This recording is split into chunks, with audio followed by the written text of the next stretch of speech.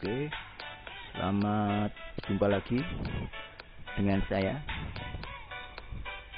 Pak Rindarto ya, dalam mata pelajaran Bahasa Indonesia. Kali ini kalian akan mempelajari tentang teks anekdot ya. Teks anekdot ini ada untuk kelas 10 SMK semester ganjil di tahun 2021 ini ya. Oke, silahkan kalian simak baik-baik.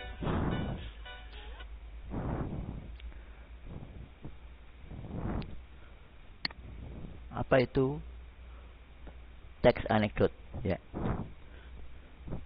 Teks anekdot adalah sebuah cerita singkat yang menarik dan lucu, biasanya tentang orang penting atau orang terkenal yang benar-benar terjadi. Itu menurut C.S. Badudu, yaitu ahli bahasa ya. Kemudian ciri-ciri anekdot itu apa saja? Perhatikan ya. Yang pertama adalah cirinya itu lucu atau menarik, berdasarkan peristiwa faktual, mengandung pelajaran atau kritikan, atau disebut juga sindiran, dan ditujukan kepada tokoh terkenal atau layanan publik. Nah, itu tadi ciri-cirinya. Kemudian bentuk anekdot itu apa saja ya?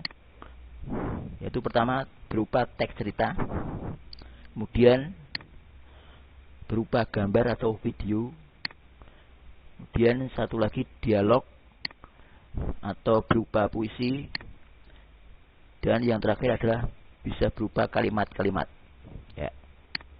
Kemudian bentuk anekdot yang berupa teks cerita itu seperti apa contohnya? Nah, ini perhatikan baik-baik. Ini ada judul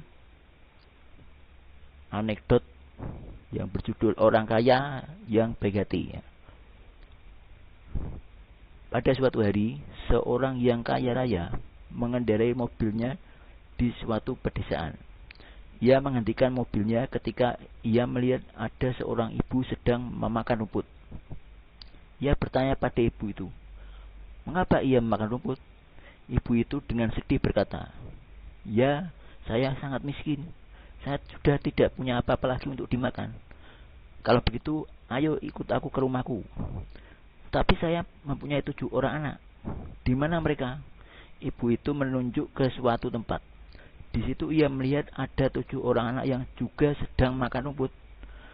Ayo, ajak mereka sekalian. Mereka pun masuk mobil orang kaya itu. Ibu itu yang merasa terharu akan kebaikan orang itu bertanya, Pak, apa yang mendorong Bapak begitu baik untuk mengajak kami semua? Orang itu menjawab, kebetulan rumput di rumah saya sudah panjang-panjang. Nah, ini cerita anekdot ya, di bentuknya berupa teks cerita ya. Di sini kita bisa melihat itu ada unsur kelucuannya ya. Bisa kalian lihat sendiri, itu ternyata unsur kelucuannya ada di kalimat terakhir ini. Jadi di situ ada kalimat yang mengatakan bahwa si orang kaya itu menjawab, kebetulan rumput di rumah saya sudah panjang-panjang. Nah, berarti ibu itu diajak ke rumah orang kaya untuk makan rumput juga. Nah, jadi itu agak aneh juga ya. Nah, dikiranya di rumahnya banyak makanan, ternyata rumput juga. Nah, itu berarti ada unsur kelucuannya itu. Ya. Oke. Kita lanjutkan. Berikutnya bentuk anekdot yang berupa gambar ya. Nah, ini bentuk anekdot yang berupa gambar. Ini tentang cerita si Juki ya. Si Juki itu Di sini intinya adalah lomba makan kerupuk di perayaan 17 Agustus. Tetapi karena puasa pada waktu itu, maka lomba makan kerupuknya ternyata tidak dengan memakan kerupuk beneran. Jadi lomba kerupuk tanpa makan kerupuk. Nah, inilah contoh dari anekdot berupa gambar. Kemudian bentuk anekdot yang lain adalah berupa video. Ya, simak coba kalian perhatikan kira-kira isinya video itu apa. Coba kalian perhatikan ya.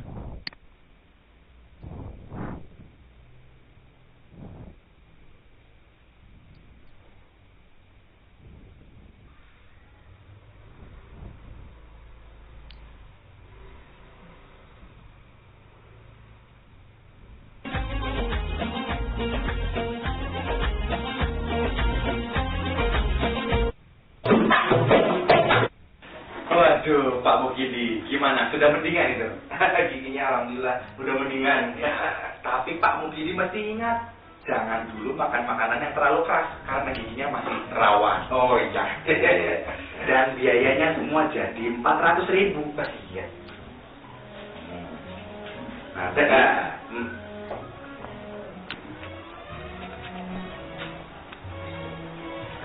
duitnya palsu.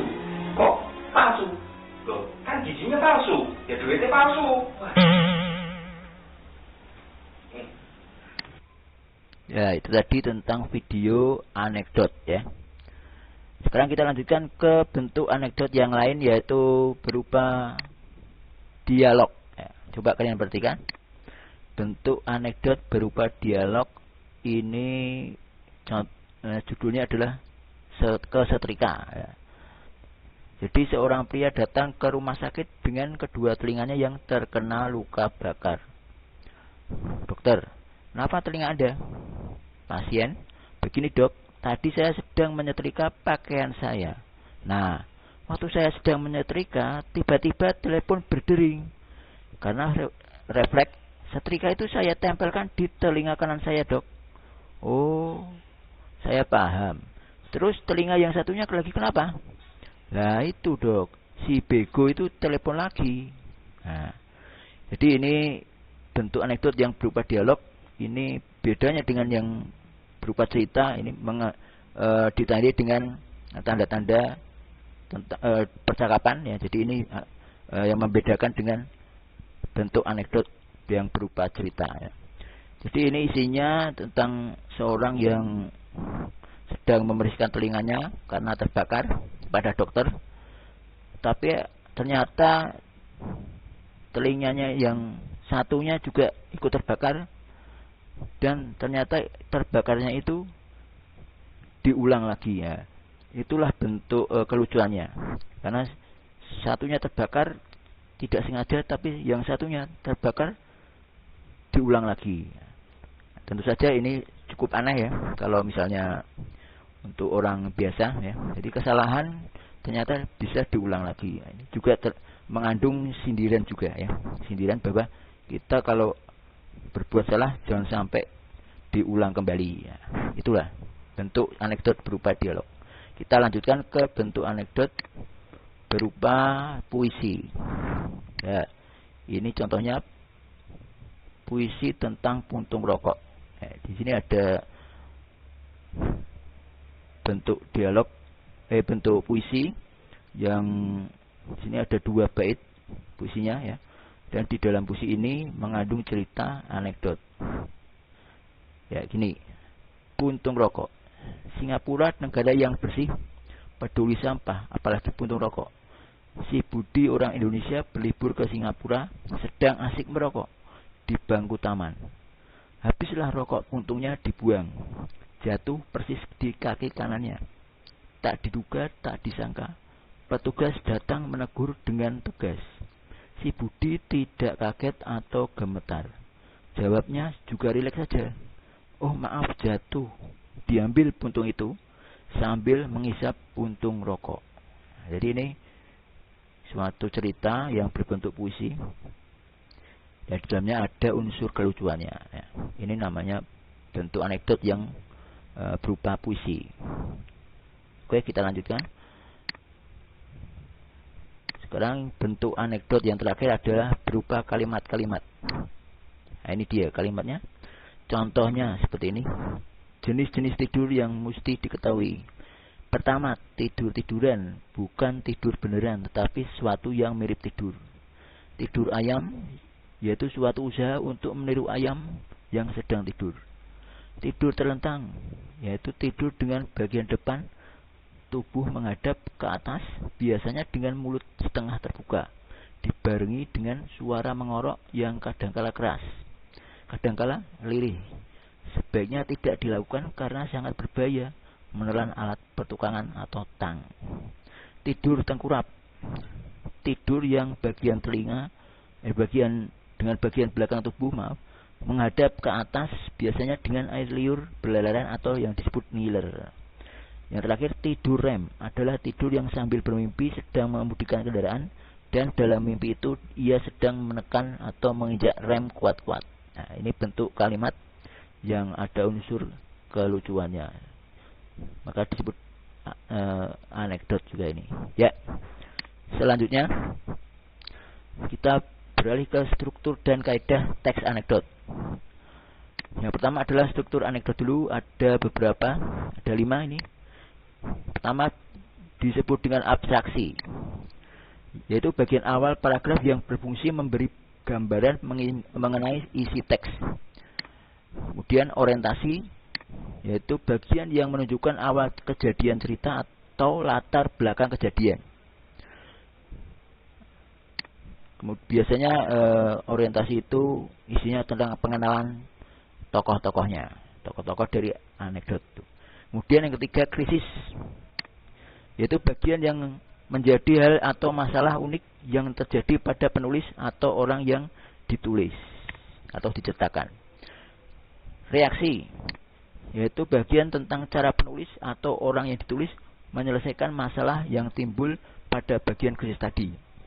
Atau ini biasanya berupa reaksi dari krisis tadi. Ya. Jadi biasanya di unsur kelucuannya itu di krisis. Ya. Kemudian reaksi itu, hasil dari kelucuan itu bisa berupa tertawa, kaget, atau sebagainya. Nah, itu disebut reaksi. Kemudian yang terakhir, koda, yaitu bagian akhir dengan simpulan dari kejadian yang dialami penulis atau orang yang ditulis. Ini bagian penutup dari koda itu. Ya. Biasanya koda itu kadang tidak ada, ya, kadang tidak disebutkan.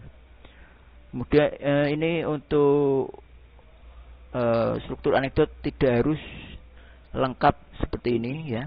Jadi kalian bisa menulis anekdot yang minimal, ya. Minimal itu ada orientasi dan krisis serta koda, itu sudah boleh. Ya, jadi tidak harus lengkap seperti ini. Minimal ada orientasi atau tokohnya, pengenalan tokoh, krisis kelucuannya, kemudian penutup atau koda, atau bahkan tidak ada kodanya, jadi hanya orientasi dan krisis. Itu sudah disebut dengan anekdot, ya. Ini disebut struktur anekdot. Kemudian yang berikutnya adalah tentang kaidah kebahasaan anekdot. Yang pertama adalah menggunakan waktu lampau, seperti contohnya beberapa tahun yang lalu, pada suatu hari. Kemudian juga menggunakan pertanyaan retorik, contohnya, wah, rajin sekali kamu ya, berangkat sekolah hampir menjelang zuhur. Nah, itu seperti sindiran juga. Kemudian menggunakan konjungsi atau kata sambung, contohnya lalu, kemudian, tiba-tiba, dan sebagainya. Lalu menggunakan kata kerja, ya.